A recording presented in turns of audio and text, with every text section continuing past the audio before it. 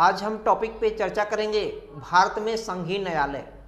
भारत में संघीय न्यायालय क्या है, इस पर प्री में कई बार प्रश्न पूछा गया है, खास करके समीक्षा अधिकारी के प्रश्न में, पीसीएस के कोई भी स्टेट का प्रश्न हो या यूपीएससी आईएएस के प्रश्न में, प्री में खास करके अब देखा गया है इस पिछले कई वर्षों से यूपीएससी जो प्रश्न बना रहे हैं वो कॉन्सेप्ट के साथ साथ कुछ डाटाएं भी रखते हैं, कुछ फैक्ट भी रखते हैं, कुछ आपके पास तथ्य हैं कि नहीं।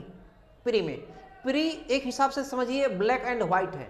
4 ऑप्शन में यदि आपको सही आ रहा है तभी आप करें, नहीं आ रहा तुक्का से गड़बड़ हो सकता है, इसलिए थोड़ा विस्तार में समझ के पढ़ें। तो प्रश्न इस पर कई बार पूछा गया है, इसी पर चर्चा करना है। मैं हूं अशोक राज, आप देख रहे हैं अल्बिडो आईएएस। अल्बिडो आईएएस में आप सबका तहे दिल से स्वागत है। इसमें भारत में संघीय न्यायालय की स्थापना कब हुआ है, पहले नंबर पे तो यह पूछा गया प्रश्न है, स्थापना कब हुआ है। अब मान लीजिए 4 ऑप्शन देता है, जो भी 4 ऑप्शन बहुत सटीक ऑप्शन देता है, तो उसमें से एक्यूरेट आपको जानना होगा। स्थापना जो इसका हुआ है 1 अक्टूबर को, कब हुआ है? 1 अक्टूबर 1937 को हुआ। 1 अक्टूबर 1937 को इसकी स्थापना किया गया।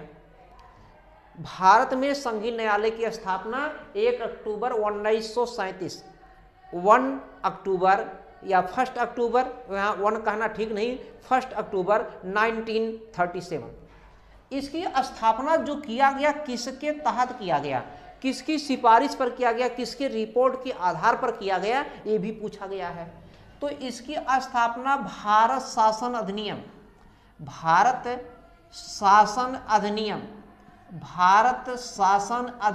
अधिनियम मतलब होता एक्ट, भारत शासन अधिनियम 1935 के तहत किया गया।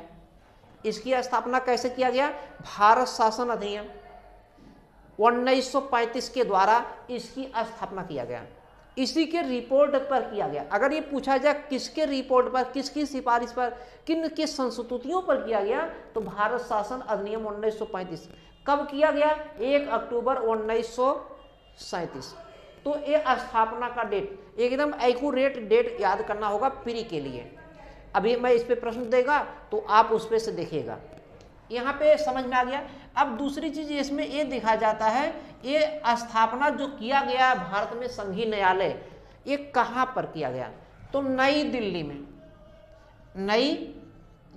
में। ये कहाँ पर है? नई दिल्ली में स्थापित किया गया। अब नई दिल्ली में किस जगह पर है? नई दिल्ली में शुरुआत में जो ये भारत में संघीय न्यायालय लाया गया, ये नई दिल्ली में जो संसद हमारा भवन था, इस समय तो नया संसद भवन हो गया है, त्रिकोणीय आकार का नया संसद भवन, जिसमें लोकसभा की सीटें बढ़ गई हैं, राज्यसभा की सीटें बढ़ गई हैं। लोकसभा में 888 सीटें और राज्यसभा में 384 सीटें हो गई हैं, पूछा जा सकता है। तो ये नई दिल्ली में जो है, इसी नई दिल्ली में ही जो संसद भवन है, संसद भवन, उसी संसद भवन में ही ये था। कौन? भारत में जो संघीय न्यायालय है संसद भवन में ही था, चैम्बर ऑफ प्रिंसेस में। इसी में संसद भवन जो पहले वृत्ताकार था, पहले कैसा था? गोलाकार नहीं कहिएगा, वृत्ताकार कहिएगा। तो पहले वृत्ताकार था इस संसद भवन में, तो चैम्बर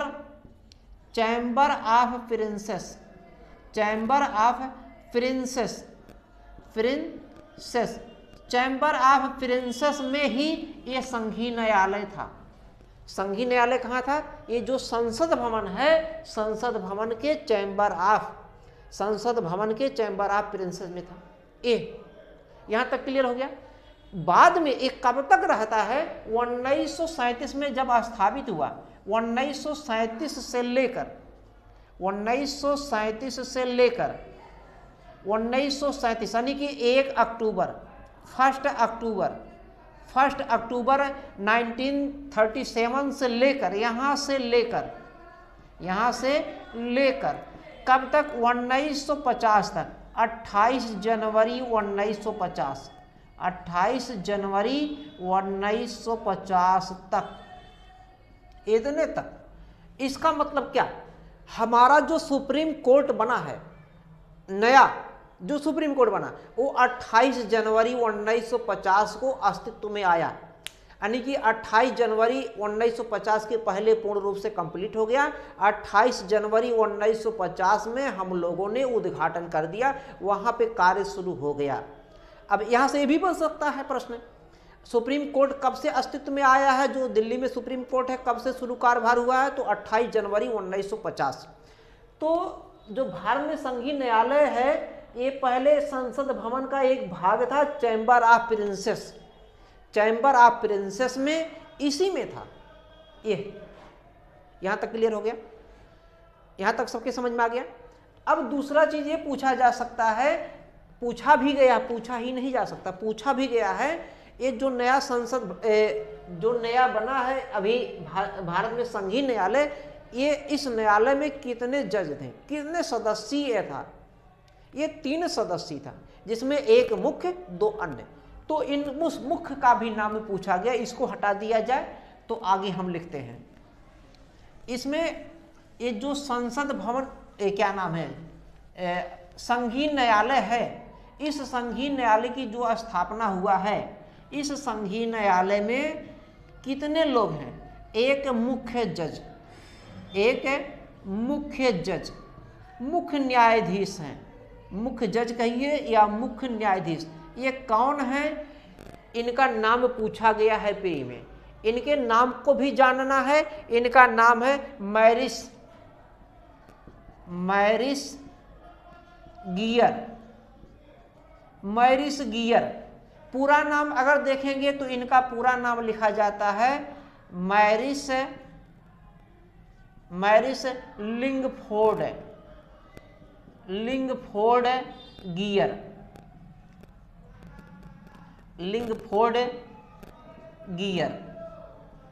तो ऐसे भी लिखा जा सकता है, नाम ज्यादातर यही लिखता है, लेकिन पूरा नाम है मैरिस लिंगफोर्ड गियर। तो गियर के स्थान पे ऐसा भी लिख देते हैं कभी कभी, मैरिस गवेयर, ऐसा भी लिख देते हैं, गवेयर, मैरिस गवेयर। तो ज्यादातर यही लिखा मिलेगा, ये भी मिल सकता है, तो वहां कंफ्यूजन नहीं होना है। तो ये जो भारत में संघीय न्यायालय जो 1 अक्टूबर 1937 को अस्तित्व में आया, 3 सदस्यीय, जिसमें मैरिस गियर या मैरिस कहिए लिंगफोर्ड गियर, ये पूरा नाम, इसमें से बीच में कभी कभी शार्ट मार देते हैं। तो मैरिस लिंगफोर्ड गियर, या ऐसे भी लिख सकते हैं गियर के स्थान पे गोयर, इंग्लिश का टर्मोलॉजी हिंदी में रूपांतरण करते समय हो सकता है। तो ये मुख्य न्यायाधीश हैं। 2 अन्य हैं, 2 अन्य कौन कौन हैं, यानी कि ये दूसरे और तीसरे, 3 सदस्य है ना, ये पहले नंबर पे हो गए, ये मुख्य। इसका मतलब अगर ये आ जाए कि ये कितने सदस्य था, तो 3 सदस्य, 3 सदस्य में एक मुख्य है और 2 अन्य। तो मुख्य का नाम हमने बता दिया मैरिस गियर, मैरिस लिंगफोर्ड गियर, क्लियर हो गया। अब दूसरे कौन हैं, दूसरे नंबर पे जानना है। दूसरे नंबर पे इनका क्या नाम है, शाह मोहम्मद सुलेमान, शाह मोहम्मद सुलेमान। और दूसरे ये शाह मोहम्मद सुलेमान है। और तीसरे नंबर पे कौन है, एम आर। तो एम आर है, ये इतने लोग हैं, 3 सदस्य हैं। तो अब पहले नंबर पे तो इतना आ गया। अब दूसरे नंबर पे अगर यहां तक सबके समझ में आ गया हो तो नोट कर लीजिए, हम इसको हटा देते हैं, फिर आगे बढ़ते हैं। यहां तक ये भी पूछा गया इसके कितने सदस्य था, 3 सदस्य मुख्य, यहां तक हटा दिया जाए। अब आगे हम देखते हैं, इसमें आगे ये जो भारत में संघीय न्यायालय स्थापित हुआ 1 अक्टूबर 1937 को, भारत शासन अधिनियम 1935 के तहत लाया गया है, 3 सदस्य था। ये दिल्ली में ही पहले है, संसद भवन में ही चल रहा था, यानी कि चैम्बर ऑफ प्रिंसेस में ही चल रहा था। 1937 से 1950 तक, 1 अक्टूबर 1937 से 28 जनवरी 1950 तक चल रहा था। इसके बारे में ही बताया गया है ये भारत में संघीय न्यायालय यहाँ से था, यहाँ तक इतने के समय में था। अब सवाल यहाँ पे है कि अगर इसके बारे में थोड़ा सा और पूछ लिया जाए, इधर उधर थोड़ा सा घुमा करके, तो क्या उस पर आप बता सकते हैं? जो इसके पहले अगर बात किया जाए, जब भारत में अंग्रेज लोग थे, अंग्रेज यानी कि ईस्ट इंडिया कंपनी थी, तो उस समय एक आया था, सुने होंगे, 1773 का रेगुलेटिंग एक्ट। 1773 ईस्वी का है, तो ईस्वी लिखा नहीं जाता है, का रेगुलेटिंग एक्ट, रेगुलेटिंग एक्ट, लेटिंग एक्ट। एक्ट माने होता कानून, अधिनियम। ये जो 1773 का रेगुलेटिंग एक्ट आया था, इसमें भी कुछ नियम थे। इसमें भी एक बार हमारे यहाँ भारत में उच्चतम न्यायालय स्थापित हुआ था। ये जो उच्चतम न्यायालय स्थापना किया गया था, ये कलकत्ता में किया गया था। कहाँ किया गया था? कलकत्ता में। ये जो कलकत्ता में उच्चतम न्यायालय की स्थापना हुआ था, फोर्ट विलियम में। कलकत्ता बहुत बड़ा है। कलकत्ता में कहाँ पर? ये पूछा गया, कलकत्ता में कहाँ पर? तो फोर्ट विलियम में। फोर्ट विलियम में स्थापित हुआ था। यहाँ पर फोर्ट विलियम में सुप्रीम कोर्ट की स्थापना किया गया था। कलकत्ता में उच्चतम न्यायालय की स्थापना, ये जो कलकत्ता में इसके तहत किया गया, इसके तहत किया गया। और ये कब किया गया? वो 1774 में, 1774 में, 1774 में। किसके तहत किया गया है? 1773 के रेगुलेटिंग एक्ट के द्वारा 1774 में कलकत्ता के फोर्ट विलियम में, फोर्ट विलियम कॉलेज नहीं, फोर्ट विलियम में इसकी स्थापना किया गया। ये 4 सदस्य था। अभी इसकी जो पहले पढ़े वो 3 सदस्य, ये 4 सदस्य। ये कितने सदस्य है? 4 सदस्य। 1 2 3 अन्य हैं और एक मुख्य है। एक जो है मुख्य है, ये मुख्य है। एलिजा यम्पे मुख्य न्यायाधीश हैं इसके। एलिजा यम्पे मुख्य न्यायाधीश हैं और ये 3 अन्य हैं। 3 अन्य के नाम भी आपको जान सकते हैं। इसमें क्या है? 3 अन्य, इनको भी जान सकते हैं। तो इसमें बहुत बड़ी बहादुरी की बात नहीं है। तो इसमें देखे हैं ना, जो 1773 के रेगुलेटिंग एक्ट आया, ये कब आया? 73 में आया। इसके तहत 1774 में कलकत्ता में फोर्ट विलियम में एक सुप्रीम कोर्ट की स्थापना किया गया। ये सुप्रीम कोर्ट जो स्थापित हुआ 4 सदस्य था। कितने सदस्य? 4 सदस्य, जिसमें एक मुख्य है और 3 अन्य हैं। ये जो एक मुख्य है वो कौन है? Elijah Impey. ये कौन है? Elijah Impey. Elijah Impey, Impey, Impey, Impey, Impey लिखा जाता है ज़्यादातर, इम्पे, इम्फे भी लिख सकते हैं। इल्जा इम्फे इस तरीके का है, इम्पे ज़्यादातर लिखे जाते हैं। सबके समझ में आ गया होगा।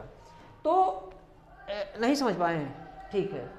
तो 1773 के रेगुलेटिंग एक्ट द्वारा कलकत्ता में ये सबके समझ में आ गया, ये पूछा गया है। अब यहीं पे आपको यदि प्रश्न मैं दे देता हूं तो आप बताइएगा कौन सा उत्तर होगा। इसको नोट कर लीजिए। इस पे आपके लिए प्रश्न तैयार है। अभी जो मैंने पढ़ाया, मैंने जो भी बताया, सिखाने की कोशिश किया। मैं बार बार बताता हूँ, यहाँ से प्रश्न आते ही हैं, लेकिन थोड़ा सा जटिल बनाया हूँ, ज़्यादा नहीं, थोड़ा सा, तो समझने योग्य प्रश्न है। अब इसमें से आपको बताना है, लिखा गया है इसी से संबंधित, भारत में संघीय न्यायालय से ही संबंधित प्रश्न दिया गया है। लिखा निम्न कथनों पर विचार करें, निम्न कथनों पर विचार करें। लिखा है भारत में संघीय न्यायालय की स्थापना 1 अक्टूबर 1937 को किया गया। अब सही है कि गलत? दूसरा लिखा भारत का संघीय न्यायालय कुल 4 सदस्य था, जिसमें मुख्य जज मॉरिस गियर थे। फिर आगे लिखा निम्न में से कौन से कथन सही है, कौन से कथन गलत हैं, इस पर देना है। कोई नहीं, केवल 2, केवल 1 2 दोनों, केवल 1 लिखा है। अब इसमें आपको जल्दी से जल्दी जो है आंसर बताइए, तुरंत क्या होगा आंसर, जल्दी से जल्दी बताने की कोशिश करें, फिर मैं उसके बाद ये बताता हूं। देखिए इसमें क्या है, इसमें निम्न कथनों पर विचार करें दिया है। भारत में संघीय न्यायालय की स्थापना 1 अक्टूबर 1937 को किया गया। अभी मैं इसके पहले बताया हूं, ये एकदम सही है, एक्यूरेट।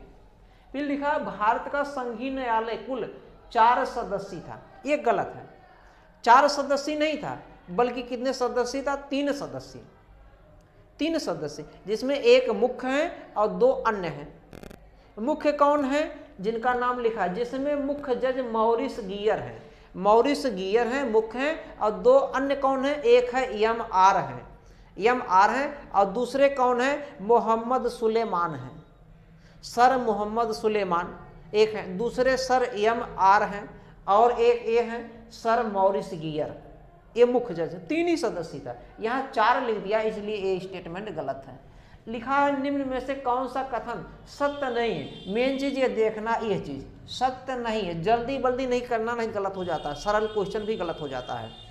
सत्य नहीं है तो कौन सत्य नहीं है? केवल 2 वाला। इसका मतलब हमारा उत्तर कौन सा हो जाएगा? बी। कौन सा उत्तर हो जाएगा? बी। अब समझ में आ गया कैसे प्रश्न करने हैं, तो उत्तर आपका क्या हो जाएगा? केवल 2 वाला, यानी कि बी। बी जो है सत्य नहीं। यहां तक समझ में आ गया? तो तब तक अगले वीडियो के लिए मैं अलविदा लेता हूं, आप सबके इजाज़त लेता हूं। तब तक के लिए आप हमें इजाज़त देंगे और हम अगले वीडियो में पेश होते हैं। यदि वीडियो आपको समझ में आए तो लाइक ज़रूर करें, शेयर करें, और सभी मित्रों पर आप शेयर करके जो भी आपको कमेंट हो तो कमेंट भी कर सकते हैं। धन्यवाद।